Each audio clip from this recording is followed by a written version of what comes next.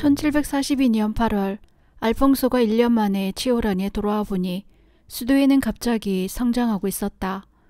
그랬기 때문에 새로운 수도원을 창설하기에 좋은 기회가 오자 선뜻 나선 것이다. 이 수도원이야말로 오늘날까지 존속하고 있는 속죄주회의 두 번째 수도원이며 또 알퐁소가 단연간 그곳에서 살고 죽음으로써 성화시키고 또 묻힌 곳이다. 노체라 데 피가니는 남부 이탈리아의 가장 오래된 도시 중의 하나이다. 사도시대에는 그리스도교의 중심지였으며 이 읍내 최초의 주교는 네로 황제의 박해하에서 순교하였다. 알퐁소가 등장한 시대에는 약 3만 명의 주민이 있었다. 노체라 주변에서 가장 중요한 읍내는 파간이었으며 1마일도 채 떨어지지 않는 곳에 있었다. 이 수도원을 창립하도록 한 사람은 프란치스코 꼰달디라고 하는 신부였다. 그는 부자로서 2년 전에 은퇴하여 사촌 누이 안토니에와 함께 살고 있었다. 꼰달디는 파가니에 살고 있는 돈 니콜라 띠발디 신부와 친숙하였다. 띠발디는 알퐁소의 명성을 듣고 기회를 만들어 그와 만나보고는 노체라 지방에 와서 9일간의 피정지도와 선교를 지도해 주도록 요청하였다. 꼰달디는 이 지방에 나자리스트 회의 수도원을 세우는 데 원조하겠다고 가끔 말하고 있었으나 띠발디는 그 대신에 알퐁소 회의를 유치할 것을 권하였다. 그는 모친이 팔을 앓고 있었으며 의사도 못 고치겠다고 단념하고 있었다. 알퐁소가 그 집에 방문하였을 때 알퐁소가 사용한 담요를 모친에게 갖다 대기만 하였는데 즉시 팔이 나아버렸다. 그래서 점점 더 열심히 이 계획을 완성시키려 하였다. 1742년 3월에 꼰달디와 그 사촌이 수도원과 성당을 세우기 위해 전 재산을 제공하겠다고 나섰을 때 알퐁소는 친절한 후원자가 경솔하게 행동한 후 나중에 후회하는 일이 있어서는 안 되겠다고 경계하였다. 그래서 그는 앞으로 6개월간 더 깊이 생각해보라고 권하였다. 6개월이 지난 후에도 그들의 열성은 조금도 변하지 않았으므로 10월 13일에 증서가 작성되었다. 이 증서에서 콘탈디는 인적, 물적, 전 재산, 모든 금은을 수도원에 희사하였으며 그 조건으로서 수도원 측에서는 피가니에 수도원을 설립하고 또한 콘탈디에게 식사와 거주를 제공할 것을 요구하였다. 사촌 누이 안토니아가 이 증서의 증인이 되었으며 그리고 스스로 거액의 재산을 여기에 첨가해서 제공하였다. 알퐁소는 즉시 스폴리텔리 신부를 새 수도원장에 임명하고 그 회원 중 마치니 조르다노 두 신부와 꾸르시오 다르타리온의 수사를 스포르텔리 신부에게 맡겼다. 그들은 파가니로 옮겨와 수도원의 준공을 기다리면서 콘탈리 집에서 기거하였다. 건축을 시작하기 위해서는 우선 국왕의 허가를 얻을 필요가 있었다. 1740년에 나폴리 국내에 종교상의 시설을 건립하려면 국왕의 허가를 받아야 한다고 하는 칙령이 이미 반포되어 있었기 때문이다. 그래서 알퐁소는 장문의 신청서를 작성하였다. 이것은 동회가 행한 선교 활동을 기록하고 노체라의 주민들로부터 부탁을 받았으며 주교로부터 후원을 받고 있다는 사실을 말하고 동지방에 산재하고 있는 촌락들에게는 많은 이익을 가져다 줄 것을 말하였으며 파가니의 수도원을 건설하도록 국왕의 허가를 간청한다는 뜻의 글이었다. 이 신청서는 효력을 나타내어 1743년 4월 10일에 회답을 받았다. 수도원 건축은 파가니의 남녀 신자들이 열광적인 원조를 얻어 착착 진행되어 갔다. 1747년에는 마시니 신부를 원장으로 하여 회원들이 모두 거기에서 살게 되었다. 파가니의 수도원을 세우고 있는 동안에 발전 도상의 수도에 있어서는 중대한 사건들이 속출하였다.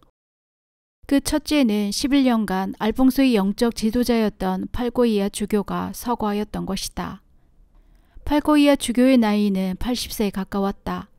알퐁소는 회원들의 가슴속에 팔고이에 대한 깊은 존경과 사랑의 마음을 심어주었다. 그의 죽음은 그의 생활이 성스러웠다는 것과 같이 성스러웠다.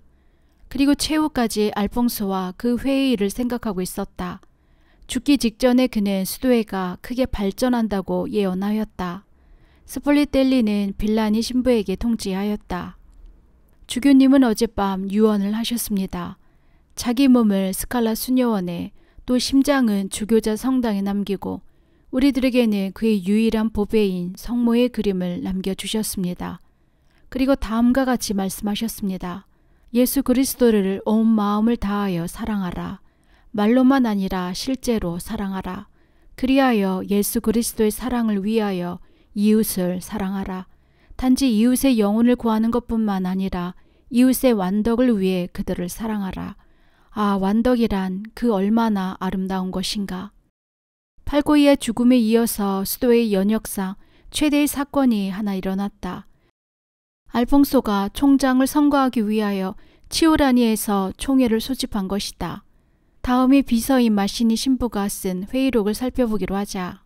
제1회 총회 1743년 5월 6일 팔고이아 주교의 기천의 부음에 접하여 필두의 보좌역 치오라니의 수도원장 알퐁소 신부는 표결권을 가지는 모든 사제에게 총회를 개최할 것을 통고하였다. 본 회의에는 7인의 사제가 출석하였다. 총회는 치오라니의 지성 3일째 수도원에서 개최되었다. 의장으로는 스포리텔리 신부가 선출되었고 비서로는 마치니 신부가 선출되었다. 이후 그 총장을 선출하는 투표가 행해졌다. 최초의 표결에는 회칙이 요구하는 3분의 2표를 얻는 사람이 없었으므로 결정을 보지 못하였다. 두 번째 표결에도 결정을 보지 못하였으며 세 번째도 그러하였다. 그리하여 의장은 손을 들고 일동을 향하여 성당이나 또는 수도실에 들어가서 이 큰 인물을 짊어질 사람으로서 주님께서 누구를 선택해 좋은가를 알려주십사 하고 기도를 하게 하였다. 1시간 동안 기도 후 사제 일동은 투표장으로 돌아와 네 번째 표결에 들어갔다. 알퐁소가 자기 표를 제외하고는 모든 표를 얻어서 당선되었다. 본 집회에서 사제와 수사는 모두 선출된 총장의 손으로 4개의 허언을 하였다. 즉 순명, 청빈, 정결 및 견인으로서 회에 머무는 것 이상의 4가지였다. 선출된 총장도 총회에 이 4가지 허언을 하였다. 비서 요한 마치니가 이것을 기록하였다. 이렇게 하여 본회의 회원은 엄격한 의미에서 수도자가 되었다. 그들의 생애는 하느님 앞에 그리고 사람들의 구령을 위해 굳게 결합된 것이다. 회칙에 의하면 총장의 임기는 종신이다. 이 제1의 총회 이전에도 알퐁소는 사실상 총장으로서 행동하고 있었으나 아직도 선거하지 않았으므로 회칙에서 말하는 총장이 아니라 수도회를 결성하는 동안 총장이었다고 하는 것이 나으리라. 이제 총장으로서의 지위는 공적인 것이 되었으며 그는 이 지위를 44년간 가지고 있었다. 알퐁소는 이 총회 이후 회의 발전을 위해 더욱더 바쁜 몸이 되지만 하느님은 이 조그만 수도회로부터 몇 명의 회원을 천국으로 부르사 천국에서 이 수도회를 지키도록 하셨다. 회원이 최초의 죽음은 평수사인 조아키노 가우디엘로의 죽음이었다. 나이는 21세였다. 죽음의 직전에 그는 말하였다. 수도의 첫 이삭으로 죽는 것은 정말 행복합니다. 나는 기수입니다. 라고. 이와 같이 회원들이 차례차례 죽어가고 있을 무렵에 알퐁소는 또한 아버지의 죽음을 당하게 되었다. 1745년 11월 10일 그의 부친 돈 요셉 리고리오 씨가 75세로 이 세상을 떠난 것이다. 그때 도로이아에서 선교 사업을 하고 있던 알퐁소는 부친의 부음에 접하자 그날 밤 모인 사람들에게 다음과 같이 말을 하였다. 지금 나의 부친이 사망하였다는 통제를 받았습니다. 여러분, 우리 부친을 위해서 기도해 주십시오. 자 모두 명복을 빌기 위해 아베 마리아를 함께 외웁시다. 돈 요셉의 지상에 있어서의 최후의 1년 동안은 성스러운 생활이었다. 그는 자기의 아들과 알력이 생긴 것은 전혀 자기의 세속적인 야심 때문이었다는 사실을 깨달았다. 그리하여 그는 자기 아들의 성소를 여러 가지로 방해한 데에 대해서 깊이 통회하였다. 그가 아들의 앞길에 대해서 간섭하면서 자기의 야심을 이루어 보려고 계획한 최후의 사건은 1736년 국왕에게 청탁하여 알퐁소를 주교에 오르도록 하려고 시도한 사건이었다. 알퐁소는 이 계획을 듣고는 8월 5일부의 편지로 단호히 이를 거절하였다. 아버님, 만일 나를 괴롭히고 싶지 않으시거든 주교 운운의 이야기랑 두 번도 입에 담지 말아 두십시오. 만일 나에게 주교의 지위가 제공된다 하더라도 설령 나폴이 대주교의 지위라 할지라도 나는 거절합니다. 만일 내가 지금의 사업을 포기한다면 나는 하느님으로부터 명확히 지시된 성소를 포기한 것이 되며 천벌을 받을 것입니다. 1744년 돈 요셉은 치오라니에서 피정 신공을 하였다.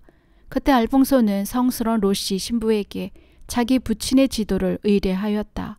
이 피정은 그의 부친에게 커다란 가마를 가져다 주었으며 그의 부친은 자기 아들이 세운 수도회의 평수사가 되겠다는 원의까지 품기에 이르렀다. 그러나 알퐁소는 자기 부친에게 이 원의를 버리고 집으로 돌아가 덕과 경건함으로써 주위 사람들을 감화시키도록 권하였다.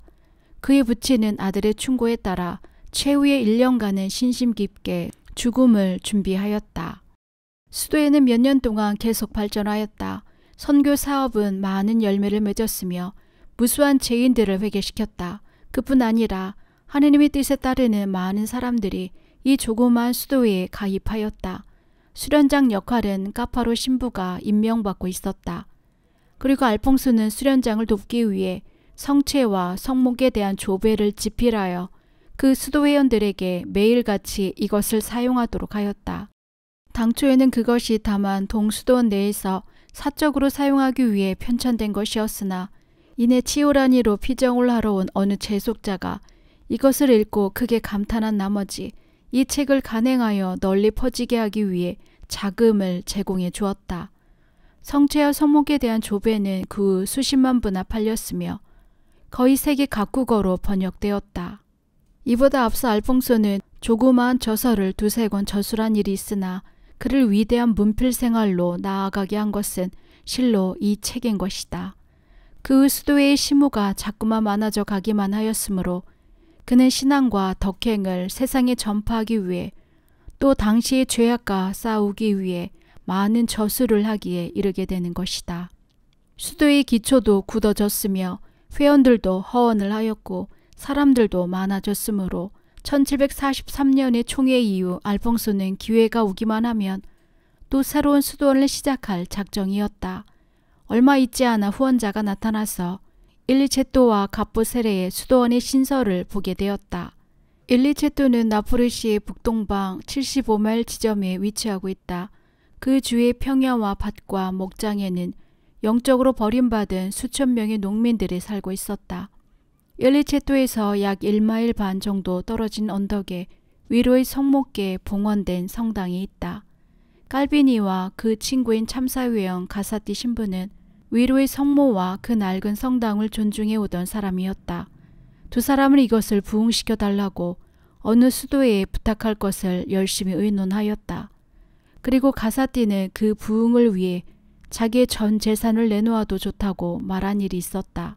그런데 갈비니는 알퐁소의 설교를 듣자 일리체토의 근처에 있는 이 성당이를 생각하고 알퐁소에게 이것을 부흥시켜 줄 것을 부탁해야겠다고 결심하고는 이 희망의 친구인 기사띠에게 편지로 전하였다.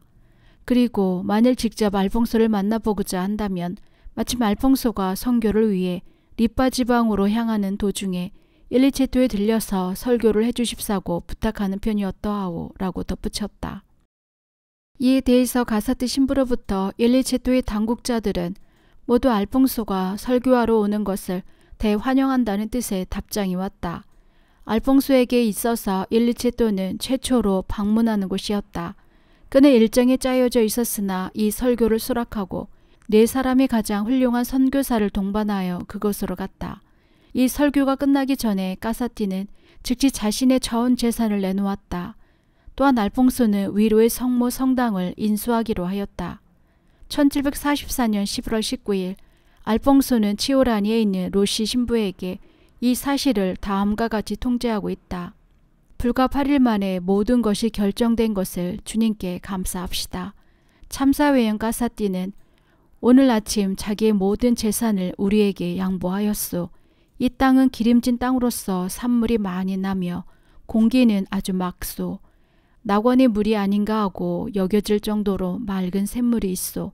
그러나 당분간 물질적으로 부자여야 할 것이요. 하느님이 우리를 도우시니 우리는 기운을 냅시다.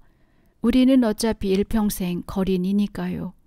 알퐁소가 가장 마음에 든 점은 이곳을 근거로 하여 그의 벗인 가장 버림받은 사람들을 위해서 크게 활동할 분야가 열려 있다는 것이었다. 즉 평야의 여기저기에 산지에 있는 농민과 목무들은 영적으로 버림받고 있었던 것이다. 그들을 가르치고 인도하는 것이야말로 이 수도의 사명인 것이다. 일주일도 지나기 전에 알퐁소는 빌라니와 그 밖의 선교사들을 불러와서 즉시 그 포교를 개시하도록 명하였다. 그리고 자기는 1745년 1월에 예정되어 있던 모두뇨의 선교로 떠났다. 그가 선교에서 돌아오자 일리체토의 수도원을 신설할 허가를 전해오는 편지가 와 있었다. 그의 친구이며 가톨릭 신자인 궁정의 종교 사무주임 장관이 보낸 편지였다. 국왕폐하는 당신이 필요로 하는 확장을 즐겨 인가하셨소. 단 일리체토의 집은 수도원 형태를 취하지 말고 다만 선교사 및 신학생이 살기 위한 거주의 형태로서 선교사들은 그곳의 재속 신부와 마찬가지로 그곳 주교의 감독에 복종함을 조건으로 하오.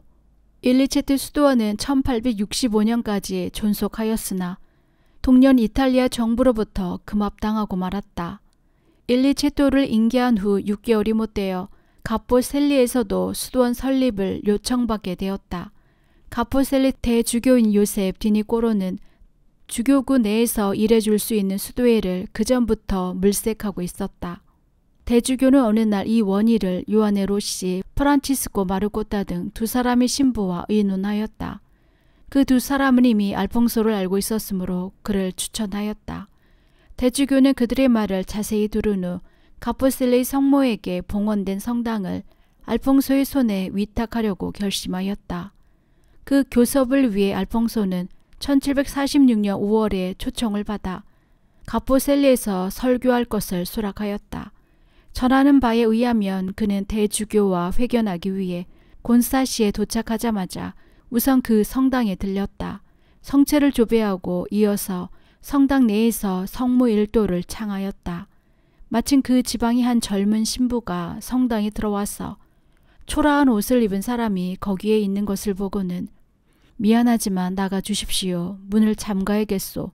하고 무뚝뚝하게 말하였다. 알퐁소는 기도를 끝마치고 성당문을 잠그면 안 되겠소? 라고 물었다. 젊은 신부는 알퐁소를 힐끔힐끔 쳐다보면서 머리를 저었다. 어제 제대부를 도적 맞았으니 오늘 또 도적 맞으면 곤란하오. 알퐁소는 잠자코 밖으로 나와 문 밖에서 기도를 마쳤다. 이후 그 대주교가 열광적으로 알퐁소를 환영하였을 때 그 젊은 신부도 그곳에 있었다. 그리고 도적이 혐의를 받은 사람이 선교단의 단장이라는 것을 알고는 낯을 붉혔다. 대주교는 알퐁소를 안내하여 그 수도에 위임할 성당을 보였다.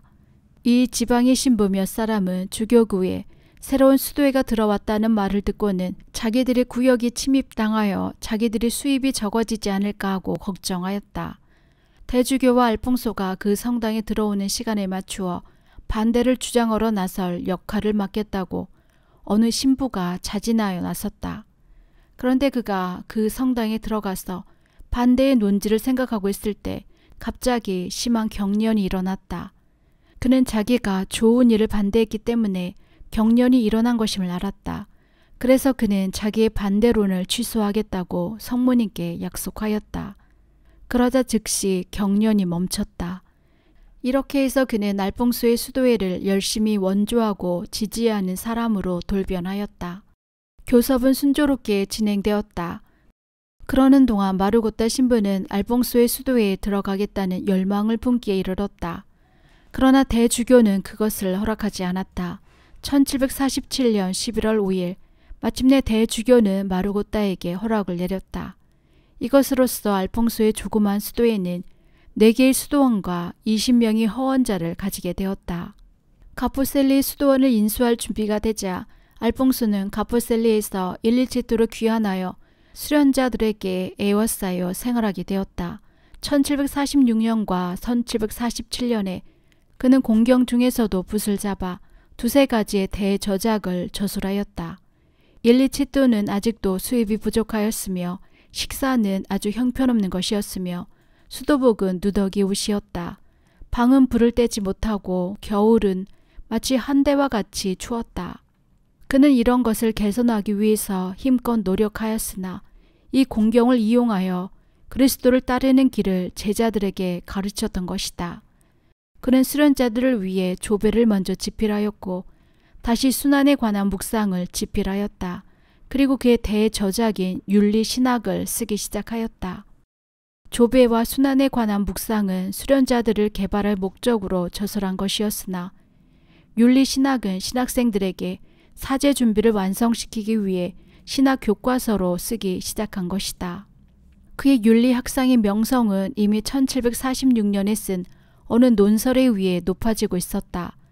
그 당시 일반 서민들 사이에는 죽은 자를 저주하는 악습이 만연하고 있었다.